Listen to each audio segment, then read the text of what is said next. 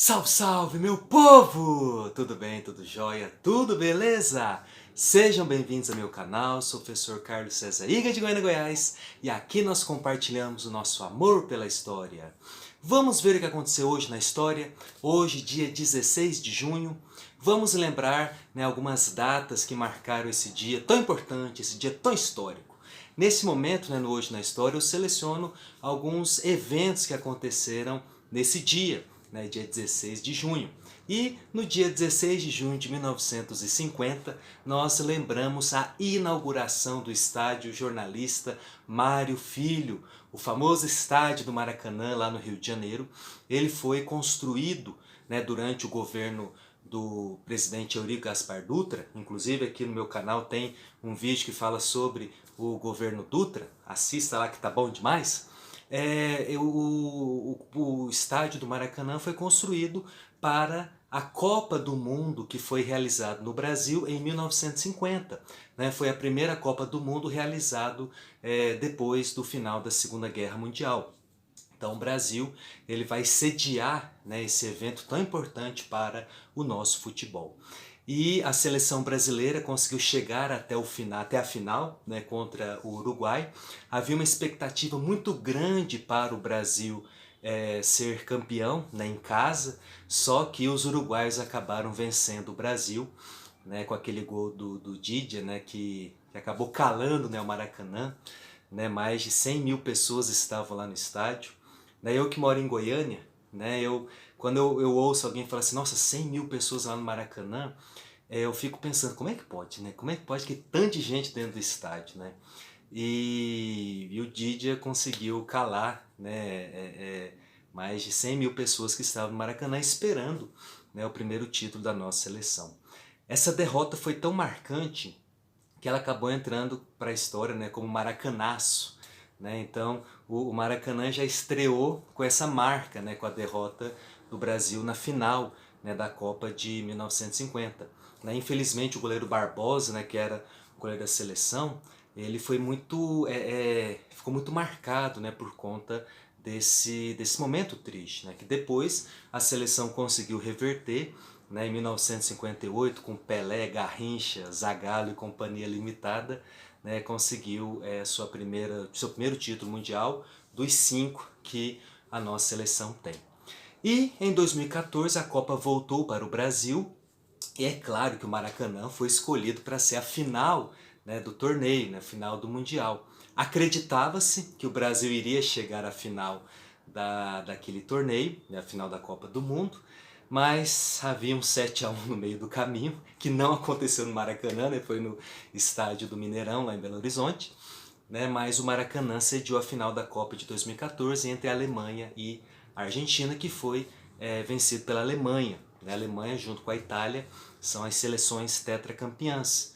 Então o Brasil que não abre o olho, que está quase igualando ali as outras seleções. O Brasil que é o único pentacampeão do mundo. Então o Maracanã ele é a nossa principal referência como de templo de futebol. Sempre quando a gente pensa em Maracanã, nós lembramos do Maracanazo, mas lembramos também de grandes momentos, que não somente a nossa seleção, mas vários times viveram naquele estádio, Campeonato Carioca, Flamengo, Vasco, entre outros. E vamos lembrar também que em 1969 o Rei Pelé marcou o seu 1000º gol lá no estádio do Maracanã. O jogo Santos e Vasco, o Pelé marcou o 1000º gol, deu uma volta olímpica, comemorou aquele momento, dedicando o 1000º gol para as crianças, um momento marcante na história do futebol. E é bonito quando a gente vê todo aquele concreto armado, legal. A gente que não mora no Rio de Janeiro, e quando visita o Maracanã, é maravilhoso, a gente parece que passa um filme na nossa cabeça. Talvez para o carioca seja algo corriqueiro, que ele está sempre ali no Maracanã. Eu não tive a oportunidade de visitar o Maracanã por dentro, só por fora. Em 2008, foi minha primeira viagem sozinho para o Rio de Janeiro e eu fui lá visitar o Maracanã. Eu lembro que estava meio nublado o clima lá no Rio, mas eu vi de perto assim, né, o Maracanã. E foi depois daquela reforma que aconteceu durante a reforma que foi feita para os Jogos Pan-Americanos de 2007. Né? Então eu ainda não tive, né, essa sorte, nessa graça, né, de ver o Maracanã por dentro. Só vi por fora, tirei várias fotos, né, naquelas máquinas digitais, né, vi a estátua do Bellini, né, que está até hoje, inclusive, é uma referência, né, para quem quiser se encontrar lá no Maracanã, né, vi os portões também de entrada. E é como eu falei, parece que passa um filme na nossa cabeça, né, que a gente só vê aquilo ali na televisão. Né, e tem a galeria lá a galeria da fama, né, a calçada da fama do Maracanã, que tem os pés, né, dos maiores nomes que pisaram ali. Mas um dia eu irei lá, se Deus quiser. Não vai ficar só por fora não, viu? E também o Maracanã foi templo musical, né? Foi um templo em que Paul McCartney fez um show, né, para também mais de 100 mil pessoas, não sei se foi 100 ou 200 mil pessoas, tinha muita gente, tanto é que entrou no Guinness Book, né, como o show ao vivo que mais público teve. Né? Foi ali em 1992, né, que ele esteve aqui no Brasil, né, e foi assim um sucesso estrondoso. Né? Imagina o Paul McCartney. Né? Em 1980 nós tivemos o Frank Sinatra, né, que é um mito, né? Frank Sinatra veio aqui para o Brasil e se apresentou também no Maracanã. A Madonna, né? Esses grandes artistas, né, eles se apresentaram no Maracanã, né? Muito por conta desse mito, né, dessa áurea, né, que acabou encantando, né, o Maracanã. E também o estádio foi um templo religioso. Né? Vamos lembrar que das 3 vezes que o Papa João Paulo II esteve aqui no Brasil, né, ele esteve no Rio de Janeiro, ele ou celebrou missa, né, ou ele teve um encontro com os fiéis católicos lá no estádio do Maracanã. Eu me recordo quando ele esteve em 1997, um momento muito bonito, né, aquele estádio imenso, né, lotado de pessoas. Né, o Papa João Paulo II veio participar do 3º encontro mundial do Papa com as famílias, né, que aconteceu no Rio de Janeiro. E foi muito bonito de se ver, né? Muito bonito ver a Fafá de Belém cantando, o Padre Zezinho cantando, né, a oração pela família. Né? Foi muito legal ver isso. Né? Então o Maracanã ele tem essa áurea, né, de alguns momentos tristes, né, como o Maracanazo, mesmo sendo superado a gente nunca esquece, né, mas também desses momentos marcantes, como o 10º gol do Pelé, né, como também esses shows, né, que aconteceram no estádio Jornalista Mário Filho. Você sabe quem foi Mário Filho? Mário Filho foi um cronista esportivo, ele era irmão do também jornalista Nelson Rodrigues, né, escrevia colunas, né, na imprensa carioca, e seu nome acabou batizando, né, o estádio do Maracanã, né, o nosso glorioso Maraca. Né. Outro evento que aconteceu no dia 16 de junho foi em 1958, quando morreu Nereu Ramos. Nereu Ramos, você sabia que ele já foi presidente do Brasil? Sim, Nereu Ramos ele assumiu a presidência da República num curto espaço de tempo, né, no final de 1955, né, quando aconteceu aquela crise militar e política, né, que quase impediu a posse do Juscelino Kubitschek e do João Goulart. Né, a UDN mais radical, né, ligada ao jornalista Carlos Lacerda, né, militares radicais também que não admitiam, né, a vitória do Juscelino nem do João Goulart, eles decidiram apelar, né, eles decidiram tentar dar um golpe, mas o Marechal Henrique Teixeira Lott, que era o ministro da Guerra, ele vai impedir, né, ele vai dar um contragolpe e vai empossar o Nereu Ramos, que era vice-presidente do Senado na época. Né? Ele vai então, né, fazer esse mandato tampão até 31 de janeiro de 1956, que foi a posse do Juscelino Kubitschek lá no Rio de Janeiro, né, no Palácio do Catete.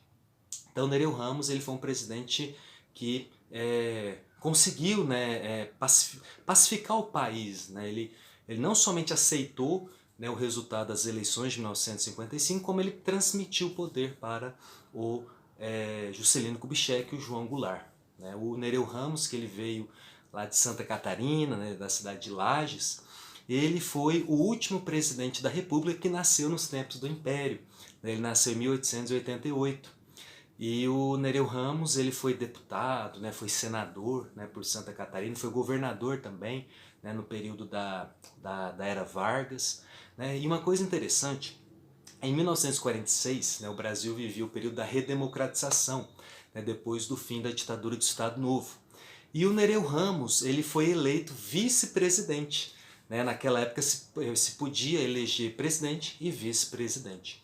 E em 1946, aliás, 1945, né, foi eleito o Marechal Eurico Gaspar Dutra. Né? Ele foi eleito presidente pelo voto popular, pelo voto direto, mas ele não tinha vice. Né? Como nós estávamos saindo da ditadura do Estado Novo e o Getúlio Vargas tinha todos os poderes, né? Tanto é que ele nem tinha vice-presidente, né? Então o Eurico Gaspar Dutra foi eleito e depois, né, com a promulgação da Constituição de 1946, que o Nereu Ramos foi eleito, né, vice-presidente da República. Então ele já tinha, né, esse contato com o poder executivo, né, ele já tinha essa proximidade com a presidência da República. E ele vai morrer no dia 16 de junho de 1958 num acidente aéreo. Né, o avião dele saiu de Florianópolis e caiu ali no Paraná, né, matando ele e outros políticos também de Santa Catarina que estavam no mesmo avião. Né, ele foi enterrado no cemitério São João Batista, no Rio de Janeiro, mas tempos depois seus restos mortais foram levados para a cidade de Lages, em Santa Catarina. Então hoje nós recordamos a memória do nosso ex-presidente Nereu Ramos. Né? Mesmo ele não sendo muito conhecido, né, seu rosto está na lista, né, na galeria de presidentes da República. E para encerrar esse Hoje na História, esse 16 de junho, o que aconteceu, né, no dia 16 de junho, nós recordamos também, né, a morte de um dos grandes compositores da nossa música brasileira. Né, compositor de marchinhas, compositor de hinos de clubes. Né, se você torce para o Flamengo, para o Vasco, Fluminense, Botafogo, América, Bangu, né, se você torce para os principais times cariocas, com certeza você canta um hino feito por esse cara, né, que é o Lamartine Babo. Né, ele morreu no dia 16 de junho de 1962, vítima de um infarto. E ele é um cara assim que viveu, né, na música. Né? Em época de carnaval ele fez várias marchinhas, como por exemplo O Teu Cabelo Não Nega, né, entre outros. E ele foi parceiro de música, né, do Noel Rosa. Né? Eles compuseram várias músicas. E a minha preferida é aquela A-E-I-O-U, né, que você encontra nas plataformas digitais, né? A-E-I-O-U, W-W, na cartilha da Juju, Juju. Né? O Lamartine Babo era tijucano, da Gema, né? Ele nasceu no Rio de Janeiro, carioca. E ele viveu muito, né, o período em que o carnaval era o ápice, né, da nossa cultura, né, da música. Né? E ele fez essas marchinhas, né, de carnaval, fez hinos também de clubes, e ele era um torcedor fanático do América Futebol Clube, né, um time de futebol que nasceu ali na Tijuca. Né? E pro destino, né, o destino acabou o felicitando, ele nascendo no mesmo dia de fundação do time do coração.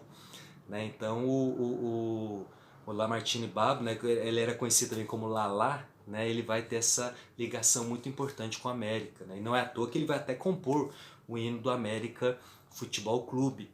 Né, eu fico imaginando se Flamengo e América jogassem, o Flamengo ganhasse do América, e ele lá ouvindo o hino do Flamengo, e o Flamengo ganhando o time de coração dele, como é que ele ia fazer? Né? Poxa, eu estou ouvindo meu hino, mas meu time perdeu, né? Eu queria ver a reação dele, né? Como é que deveria ser. E o Lamartine Babo tem uma história interessante, que ele era ex-telegrafista, ele trabalhou muito tempo como telegrafista. E né, nessa função tem que saber, né, o código Morse, né, aqueles registros, né, em batidas, né, que tem as mensagens codificadas. E teve um dia lá no Rio de Janeiro, o Lamartine Babo foi passar uma mensagem para alguém, ele chegou nos Correios, e dois telegrafistas lá viram ele e fizeram o sinal em código Morse com lápis, né, assim, magro, baixo e voz fina. Aí o Lamartine Babo, que tinha experiência como telégrafo, captou a mensagem e pegou o lápis do bolso e bateu em código Morse. Magro, feio, voz fina e ex-telegrafista. Eu queria ver essa cena também. Como é que os caras deviam ter falado assim, ai meu Deus, me desculpa, me perdoa, não sabia que o senhor era telegrafista, né? Mas acabou entrando no folclore brasileiro. certo? É isso, né? Dia 16 de junho, nós lembramos essas datas históricas, né? Espero que vocês tenham gostado, tá certo? Até o próximo vídeo, gente. Aquele abraço, fique com Deus, até mais. Tchau, tchau.